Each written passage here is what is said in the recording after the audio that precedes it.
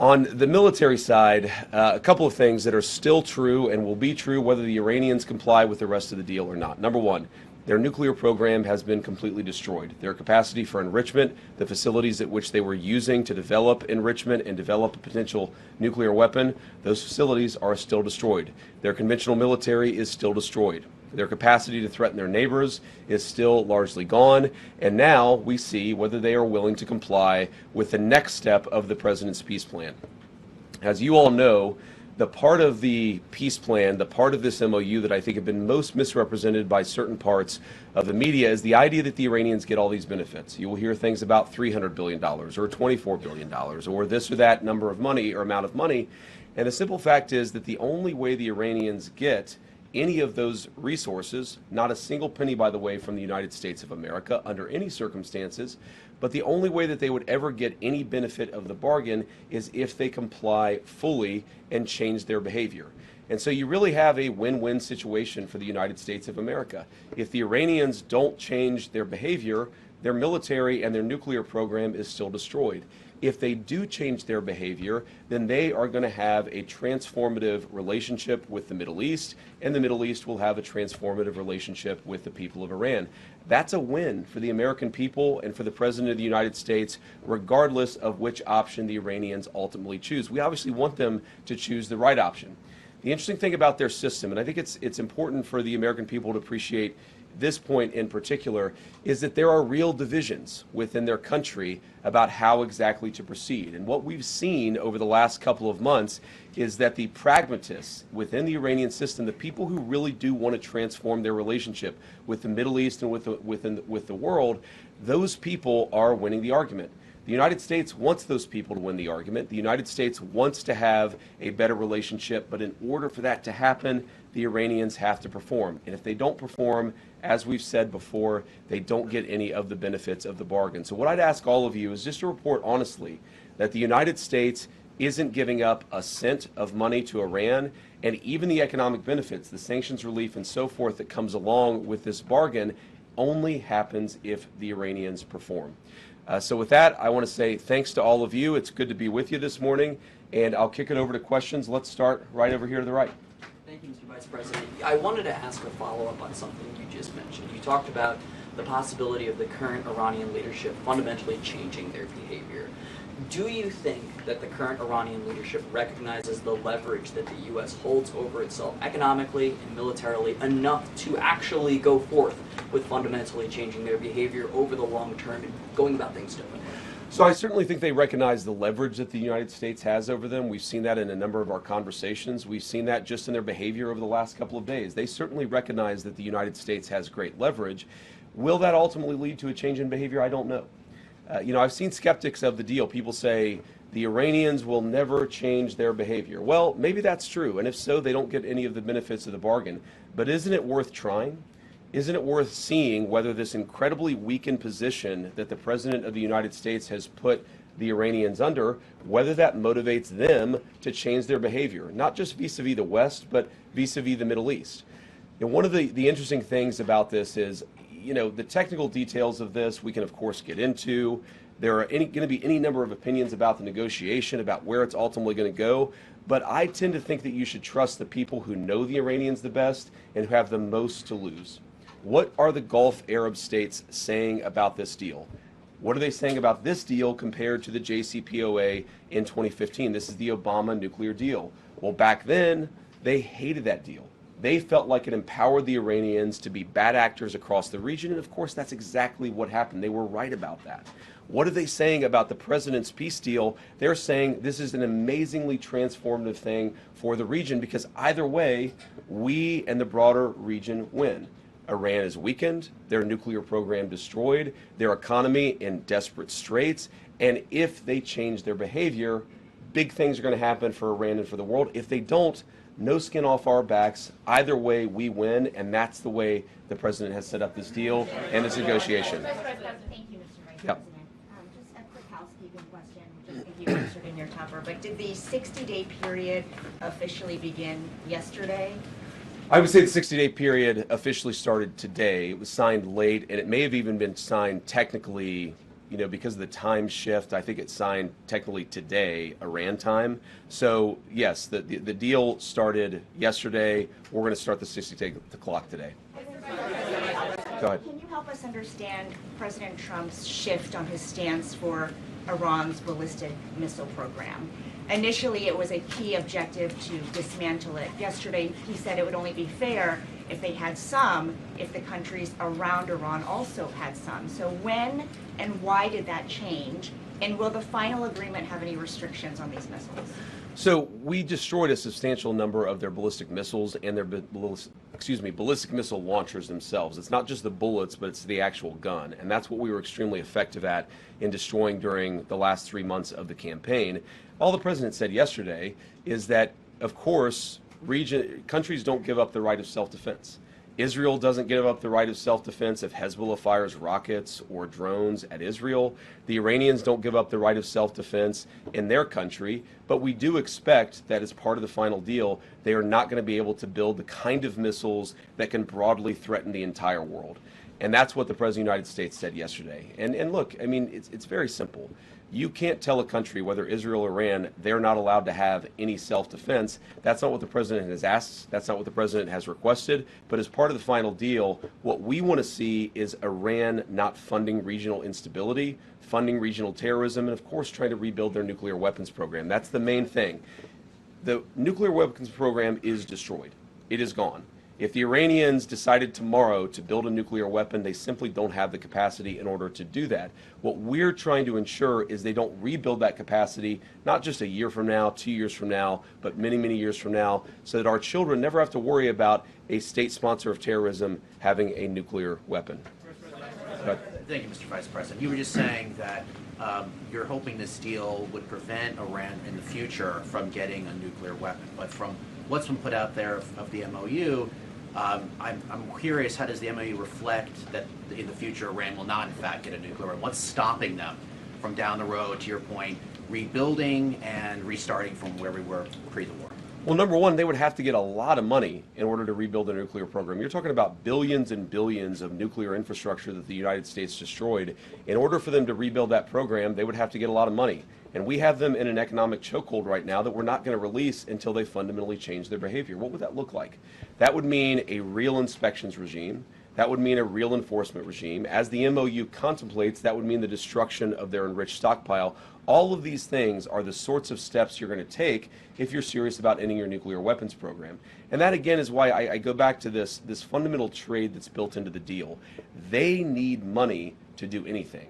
Their economy is in absolute dire straits. But in order for them to get any integration into the world economy, they're going to have to show us and verify for us that they are changing their behavior. And that's why the deal is set up in the way that it is. Go ahead.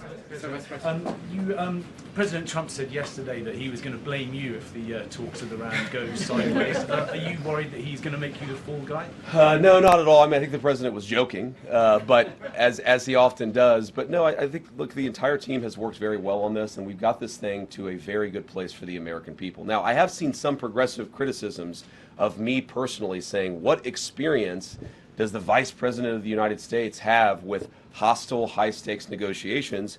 And I would point those progressive critics to the fact that just 2 days ago I spent over an hour on The View. So I actually have great experience in very hostile negotiations, and I've used that. I mean, look, Joy Behar is way tougher than the Iranians, and she and I are best friends now. So we're going to get to a good place here. We're going to get to a good place. We're already at a good place. It's just a question of whether we can really get the icing on the top of fundamentally transforming Iran's relationship with the world. Go ahead. Thank you. A couple of just timing questions. How soon, as the MOU lays out, can Iran start selling any of its oil that has sort of been impounded, right, with the blockade? And two, can you sort of explain the Lebanon component to the MOU and how that front works and the enforceability of it? Yeah, so the Lebanon component, this is about regional peace, right? This is about regional peace. And what that means is we expect Hezbollah is not going to be firing rockets and firing drones at the Israelis. And we also expect that the Israelis are not going to be going wild in Lebanon, right? Both sides have to honor their end of the deal. Now, as you guys know, sometimes these ceasefires are a little messy. The President of the United States said this a couple of weeks ago, that a ceasefire in that region of the world just means they're shooting a little bit less at each other than they were before. What you've seen is radical progress in Lebanon, less shooting, less firing, but you're still going to have these little flare-ups from time to time, and that's just the sort of thing that we're going to have to manage through the diplomatic process. Secretary Rubio's been sort of the person on point. It's actually worked out extraordinarily well because we do have substantially less shooting, but it's going to be something we have to manage.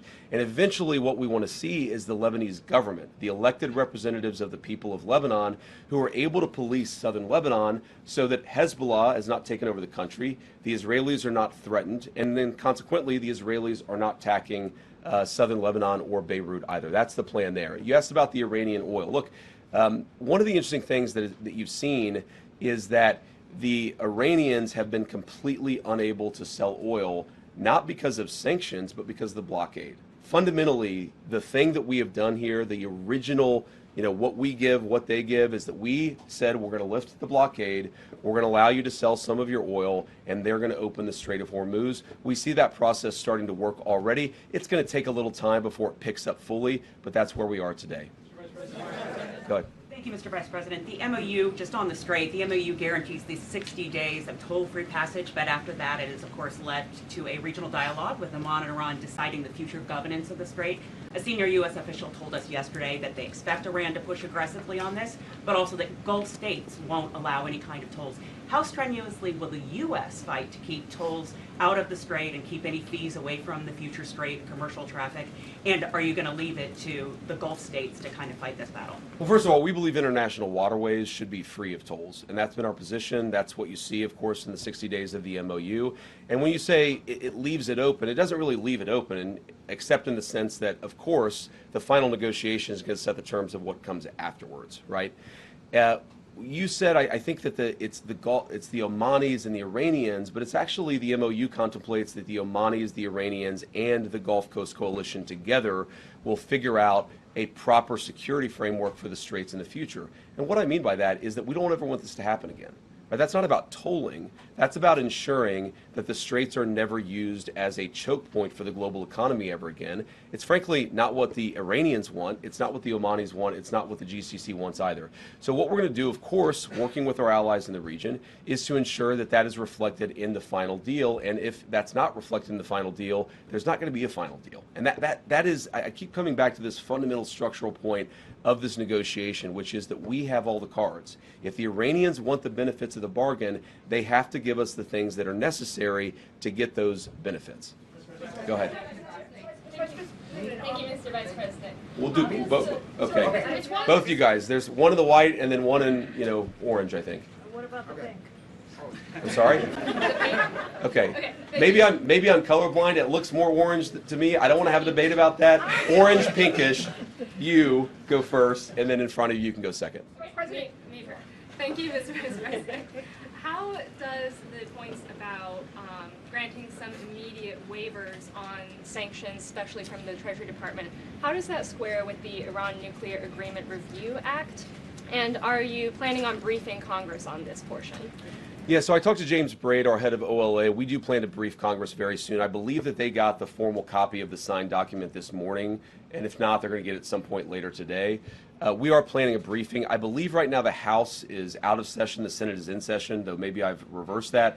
But we're going to ensure that the team briefs Congress and, of course, answers their questions. We've been doing that informally, of course, talking to a number of people in Congress just over the last week. We'll keep on doing that, and we'll have a formal briefing. I won't say exactly when that will be because it depends a little bit about session schedule. Your point about the sanctions is I'll go back to what I said earlier, which is really the choke point on Iranian oil was never the sanctions. We didn't see that as a major concession to the Iranians. Frankly, the Iranians didn't see that as a concession to them because what prevented them from selling oil was not the sanctions. They were selling plenty of oil without any discount because the sanctions were just fundamentally ineffective at that point. What the sanctions did do is move the Iranian financial system to sort of the shadow banking system. So by lifting the blockade, that's the significant thing that has changed. And by lifting the sanctions, we're actually going to be able to see a little bit where their financial system actually sends money and receives money. That's a real benefit to the American people. And that's really the only thing that has changed by the change in sanctions. Does that require Congress? from Oh, the... sorry, I forgot that part of the question. No, we don't think so. We actually have an opinion from OLC we feel quite confident about that, Congress does, there are certain things that require congressional approval. There are certain things that don't require congressional approval. We feel quite confident that we can temporarily lift those sanctions without going to Congress and seeking their approval on that. Apparently, there's been reports coming out of Israel that Iran is already funneling oil money to Hezbollah even before this particular MOU was signed.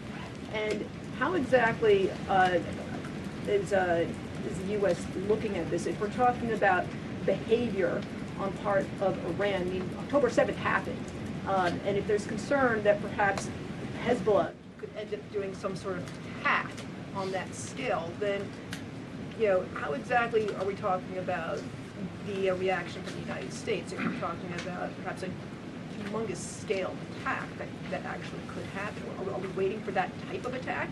I mean, what exactly is a scale here?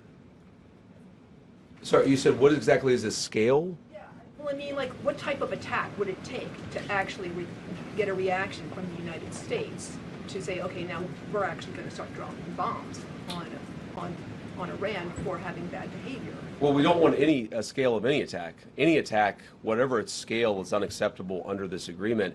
Now, you asked the question saying that oil money was flowing to Hezbollah before the MOU was signed, and it's one of the reasons why we are actually engaged in this process is to ensure that no money is flowing to Hezbollah. So it's interesting where people will say that the MOU is bad because the MOU produces consequences that were actually happening well before the MOU was signed. That's not a reflection on the MOU, that's a reflection of why we need the MOU to ensure that we have the regional peace and stability that we need. Now, what I would say to some of the critics of the deal that I've heard that will say, well, Iran's going to get all this benefit. I'll repeat what I've said, and I'm probably going to have to repeat it a number of times, is what is the benefit that the Iranians get that they didn't have before? And the answer is nothing. They don't get anything unless they change their behavior. If they change their behavior, that is a thing to celebrate. That's going to transform the Middle East for a generation. If they don't change their behavior, they don't get the benefit of the bargain. And I think, I got to be honest, I think fundamentally this idea that, and it's a misrepresentation of the MOU, this idea that the Iranians get all these benefits before the deal is actually consummated. The idea that they get benefits before they change their behavior is fundamentally a talking point that is issued by people who want the conflict to continue indefinitely, despite the fact that that's not good for the American people and it's not good for the region. Way in the back. All the way back in the red. Thank you so much, Mr. Vice President. Mr. Vice President. Red here, you mean? Are you red? We'll do, okay, sorry. Thank you. I'm wearing bright red. So many today. people are wearing red. You can go first. Kara, right? Thank you, Kara. Okay, Thank and then you. next, after that. Okay, great. Could you highlight the major differences between this deal and President Obama's deal in 2015 and why the administration believes that this deal is superior? And second, Sure. Mr. Vice President, President Trump has been vocal lately about his disapproval for Bibi Netanyahu's attacks on Lebanon. Has the administration spoken to Bibi Netanyahu directly about the president's concerns recently, and what is the feedback from Israel? Yeah, so we speak to Bibi or speak to somebody in the Israeli government, just as we speak to the Gulf Coast Coalition, our regional partners, pretty much every day, at least at some high level of our government. Look, the president's been very clear. He does not withdraw from Israel. No one could withdraw from another country the right of self-defense. Israel has the right to defend itself. But fundamentally, the Israelis, just like everybody else, have to respect this peace process that is fundamentally good for them and good for the entire region. What the president has grown frustrated sometimes is that we seem to be right on the cusp of a major breakthrough in the agreement, and then all of a sudden there's a major explosion that goes off in a civilian population center in Beirut, and a lot of people who have nothing to do with Hezbollah lose their lives. That's not acceptable. That's the sort of thing that we've asked for closer coordination so that we ensure it doesn't happen. And our message to the Israelis, just as our message to everybody else, is fundamentally, we want this peace process to be good for you. We do not want Hezbollah attacking Israel. But in order to ensure that that happens, we have got to actually build the kind of regional framework that can cut off the money to Hezbollah, cut off Iranian support for Hezbollah, and also ensure that Lebanon's territorial sovereignty is respected by all parties. And the difference between the two agreements. So first of all, The two big differences are not even in the substance of the deal itself, but something I said earlier are, number one, the Gulf Coast Coalition loves this deal because they think that it makes Iran weaker. They hated the Obama deal because they thought that it made Iran stronger. They know more about this, and they have more to lose than anybody, including the United States of America, so I trust their judgment. The second thing is where the deal came from. You have to remember, in 2015, Iran had built a sophisticated nuclear weapons program with a nuclear weapons stockpile. So the perspective that we came at as the United States was, you already have a really nice nuclear program, we're going to bribe you with American money in order to stop it. Our perspective and where we're coming at it is, we already destroyed your nuclear program. And so if you promise and show verifiable pathways to not rebuild it, then we're willing to give you some sanctions relief and things like that. So it's a fundamentally different perspective. Now, there are all these substantive differences as well. The Obama nuclear deal allowed enrichment. Ours will not. The Obama deal allowed the accumulation of stockpiled weapons-grade material. Ours is actually leading to the destruction of that stockpile of enriched material. So there are many differences. The Obama deal gave them over $1 billion of American money. This deal gives them $0 of American money. So a lot of substantive differences, but I think the most important differences are where we're coming at it from a position of strength and the fact that our Gulf Coast partners love this deal. No, sorry. I said the other, all the way in the back. Thank you. Margaret with the Daily Wire. The president has said that if Iran doesn't behave themselves, we're going to resume military action. So what is the red line for what Iran can do before they cross that red line and we do resume military action? Well, it's going to be a holistic approach where we look at their behavior.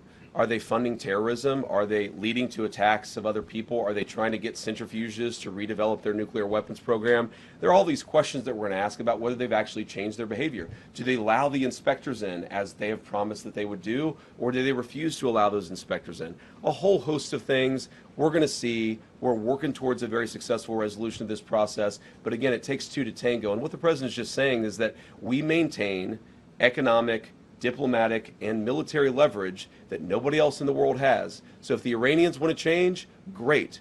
We're going to help them. If they don't change, we still got all the cards. Thank you. Yeah. Oh, sorry. In the blue jacket. Yep. This one right here. This one right here, Mr. Vice President. That's a Navy jacket.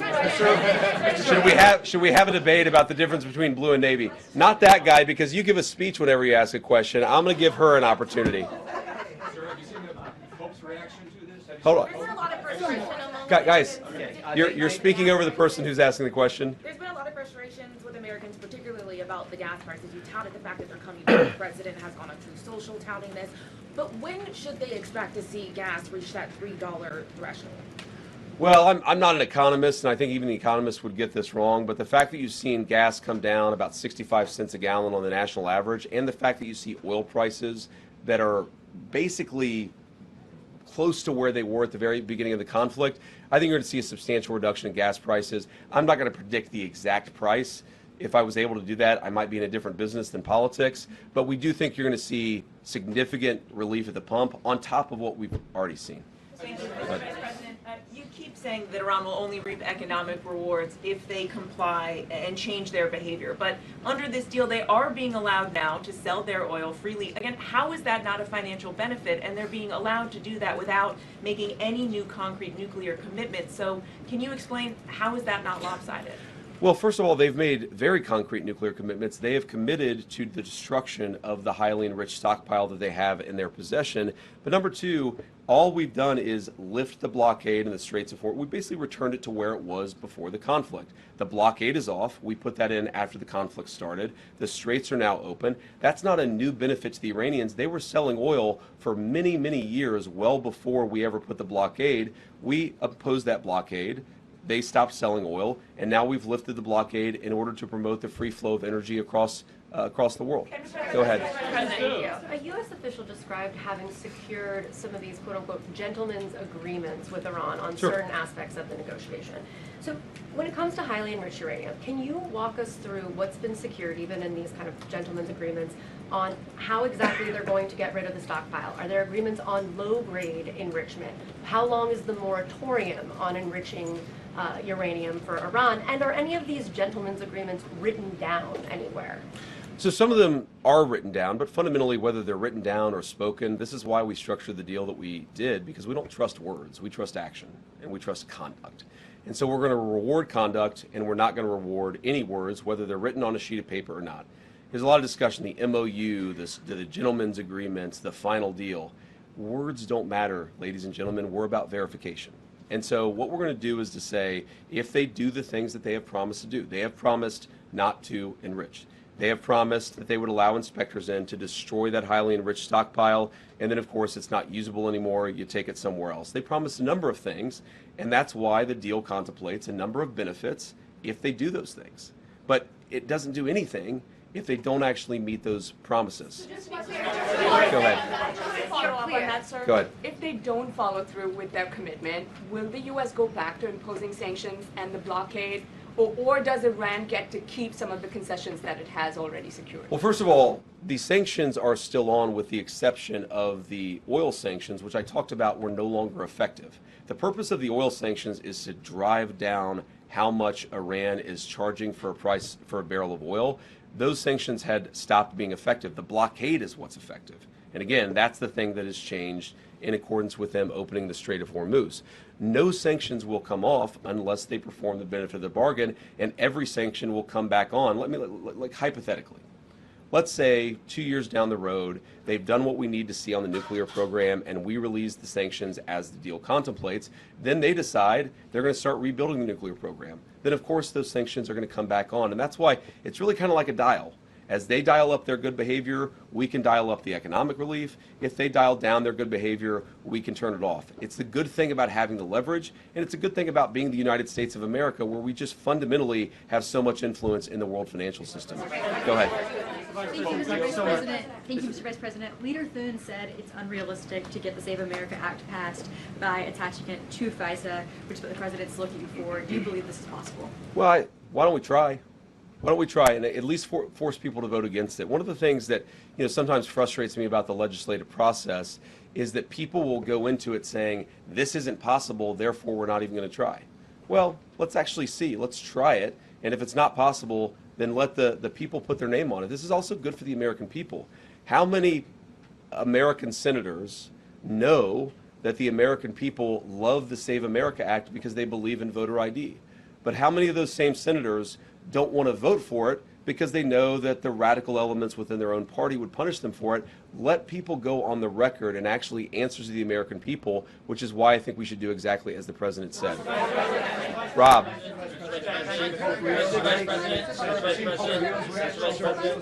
Rob. Thank you very much. On Monday, we were told the MOU will be published within 48 hours. The president then said after Friday. You, I think, then said by Friday, and then it ended up being read out on a briefing call yesterday. We were told the MOU had been signed electronically on Sunday. There was an Axios report that it hadn't been. There's going to be a signing ceremony on Friday, and then it's signed at Versailles last night. Is what's going on behind the scenes as chaotic as your public messaging? Well, I don't think our public messaging has been chaotic. I think dealing with a fractured Iranian system where communication isn't great is just sometimes something that we don't fully appreciate or we don't fully understand. What really happened here is that we did sign the MOU on Sunday. That locked into the terms of the deal. What the Iranians came to us and said is, we'd like not to release the text until Friday. I didn't really understand that. I wanted to get the text out immediately. But in order to be accommodating to them, we said, sure, okay, we'll wait until Friday. And then what happened over Monday, Tuesday, the president was in G7, maybe foreign leaders were talking to the Iranians and encouraging them to do that. We were definitely saying to them, we understand your desire not to have the text out until Friday, but we live in a democratic system. The American people want to see the text of this deal. We would certainly like to get it out as soon as possible. And so they came up with having their president sign it, our president sign it, and then just releasing the text as a signed document immediately at that point. I do wonder, Rob, this is pure conjecture, I'm just guessing at this. I wonder if part of it is that they wanted to have a Persian translation a Farsi translation that they felt good about. And then, of course, once they translate it into Farsi, our State Department has to confirm that the Farsi translation matches the meaning of the English.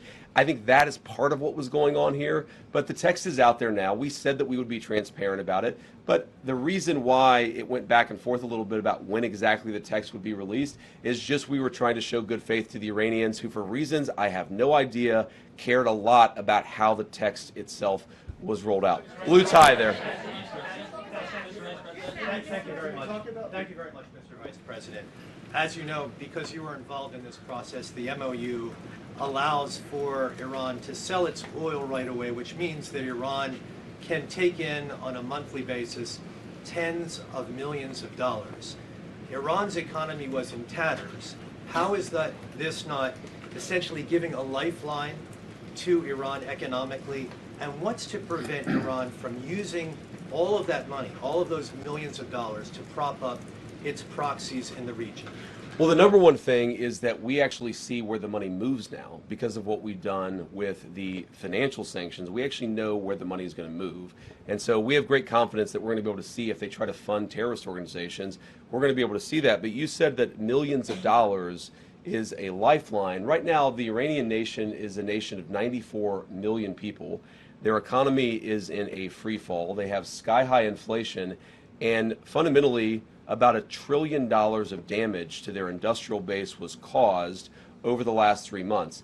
The idea that selling a few $1 million worth of or a few $1 million worth of oil is going to fundamentally transform the Iranian economy, that's just not true. We thought that it would be good in order to lift the blockade and open the Straits of Hormuz to allow the free flow of energy. We felt that it was reasonable that if we're going to allow everybody else to sell their energy during this period of negotiation, we would allow everyone to sell their energy. That's all we're doing. We can slap everything right back on if the Iranians don't make the deal that we expect. Yeah.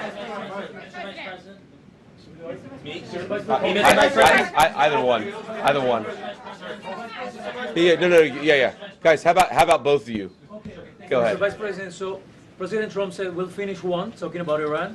And he said, then Cuba is next. Is Cuba next? And also on Colombia, Mr. Vice President, he has mentioned Colombia 3 times this week. Why is it so important, the election day in Colombia, for President Trump? You guys have to ask Marco about Cuba. That's not... Look, our view, go ahead in a second, but let me just actually answer this guy's question. Fundamentally in Cuba, it is a system that hasn't worked. They can't make any money. Their economy is, frankly, probably in worse shape than the Iranian economy. It's 90 miles from our shore, so every time that there's a crisis, you end up having desperate refugees or desperate, people who can't feed their families trying to flood into our country. We want the people of Cuba to be happy and successful. We're actually talking to the Cuban government right now about how they could change their ways to change that. We're going to see what they do, and obviously, if they do one thing, we're going to do something. If they make smart decisions, we're going to have a much better relationship with that island. Go ahead. Mr. Vice President. Mr. Vice President, thank you so much. I know that you are still not sure if you are going to run for president in 2028, but if you do not, is there anyone in particular that you would want to see run? What's your name? Stephen Kapuska. Sorry. I want Stephen Kapuska to run for president in 2028. Go ahead. Go ahead. Thank you, Vice President Vance. I've got 2 questions. Could you describe the status of your Switzerland trip? Are you definitely still going? What are your plans? And also, if we could drill down on frozen funds. There's been a lot of focus on oil sanctions, but on frozen funds, what's your understanding of how much money is frozen? How much of that is in the U.S.? And a senior administration official briefed some of us reporters earlier this week that there might be small antes, is what he said, like small releases of money to build trust with the Iranians early on. Could you describe that whole situation? So on the frozen funds, the amount of money, I honestly don't know. I've heard numbers north of $100 billion. I've actually heard numbers north of $200 billion. Most of it is not in United States accounts. Most of it's either in the Gulf or in Europe or somewhere else. But I don't know the exact amount of money. It's a lot. It's one of the reasons why we've had such a successful chokehold on the Iranian economy, though by not even close to the main reason. We're not releasing a single dollar of that money until the Iranians perform. And there are a number of ways they could perform. For example, Let's say they actually take meaningful steps, and this could happen very quickly, to destroy that stockpile of enriched material, then we're going to have a conversation about it. But they have to perform. I've seen some reports, I don't know where this came from, that the Qataris had released billions of dollars in Iranian assets. That's just not true. It would be impossible for the Qataris to do that without our buy-in, and certainly without us seeing it. So a lot of this reporting is just fundamentally wrong. They don't get a dollar of unfrozen assets, their money, not our money, but they don't get a dollar of unfrozen assets until they actually perform under the deal. You asked about Switzerland. Our plan is to go to Switzerland. I don't know exactly when. The way that we're setting up this technical negotiation is that obviously you're going to have the political leadership involved. Excuse me. We're going to have people on the ground actually driving the technical talks, the nuclear talks. How do you destroy this highly enriched uranium? All that stuff. That you really just have to get into the nitty-gritty on. So, I plan to go to Switzerland. Exactly when, we think these technical negotiations are going to start sometime this weekend. That's still the plan, but that could change because it's not an easy country, Iran, to get out of, and so we're trying to figure out exactly when that's going to happen. I suspect this weekend, but I'm not sure. I may, it just depends on exactly when the Iranians can get there. We're trying to figure that out as we speak. But again, I suspect it will happen this weekend. We're going to find out exactly whenever the coming days. Go ahead, Dave. Well, thank you so much, Mr. Vice President. Just two questions for you. To follow up on an earlier question, Secretary Rubio said in March that the goal of this war was to, quote, to eliminate the threat of Iran's short-range ballistic missiles. You just said earlier that the military program is destroyed. U.S. intelligence estimates that Iran still retains roughly 70% of its pre-war ballistic and cruise missile stockpile. So when did the administration decide to abandon that part of the original mission? And then just second as well, moving forward, are you leading the U.S. team moving forward in terms of the negotiations? How involved will you be? Yeah, so I'm certainly planning to lead the U.S. negotiating team. But on the first question, you talked about an intelligence report that was anonymously leaked to a reporter, that was not with context, and that frankly is not accurate. What has changed about the Iranian ballistics missile program is it matters much less the number of missiles they have, the number of bullets. What matters much more is the number of launchers they have, and importantly, the teams on the ground that have the capacity to launch those missiles. Their ability to launch missiles has been substantially degraded. Is it zero? No, but it's substantially degraded, and in that sense, we haven't abandoned the mission. We've accomplished that particular part of the mission. If you look at the Gulf Arab allies, and obviously the Israelis who faced a lot, the two of them together faced a brunt of these missile attacks, each of them feels substantially safer today from the Iranian missile threat than they did before. Obviously, that is something that we would like to continue. All the president said yesterday is that you can't expect any country to give up its right of self-defense. You have to have parity, and that's what the president of the United States was talking about. Go ahead. No, guys. Yeah. Leo's reaction to the MOU, the Memorandum of Understanding. I haven't. What did he say? All right, okay. I'll give you the The short MOU version. Sir. Yeah, sorry. Okay. He said. Go ahead. After you. I'll give you the short version. All right. He says he welcomes the agreement between the U.S. and Iran. He says it hopes it will help strengthen mutual trust, security, and stability in the Middle East. And he also hopes that it's truly a solution to the war and that the war is really over. What do you say to the Pope, sir? My response to that is, praise Jesus. I'm glad that the Pope has positive things to say about our MOU. I think that the Pope is fundamentally accurate, and it's going to be good for the entire world, but we got to keep working at it to make sure that the Iranians honor the commitments that they've made. And then yes, you in front. Go ahead.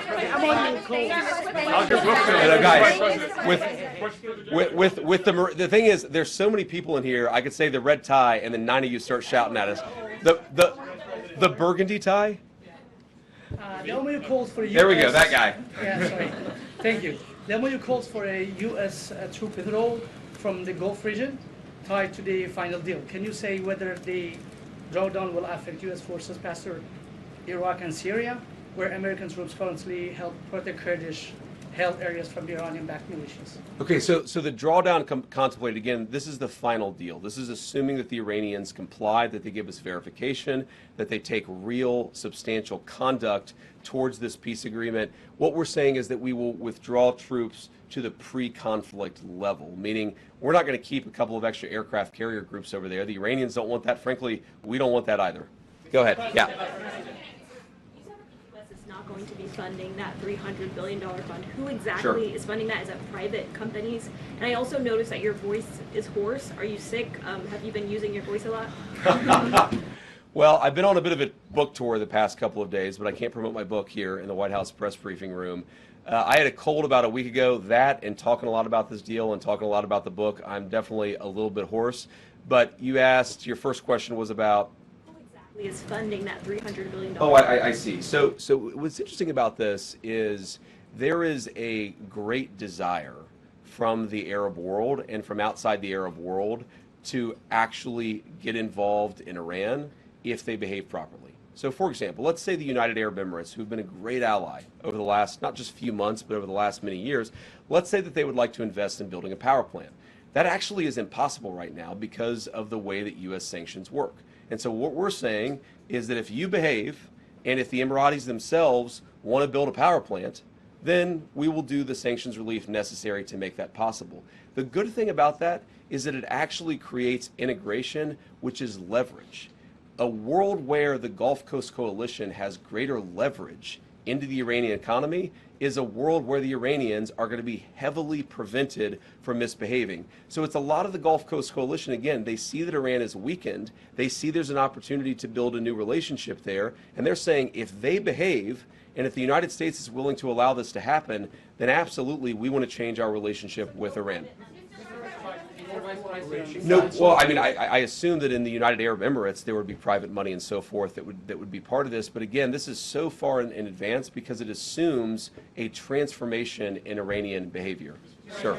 Thank you so much, Mr. Vice President. As you know, the Iranian-backed groups in the region were involved in this war, and they damaged U.S.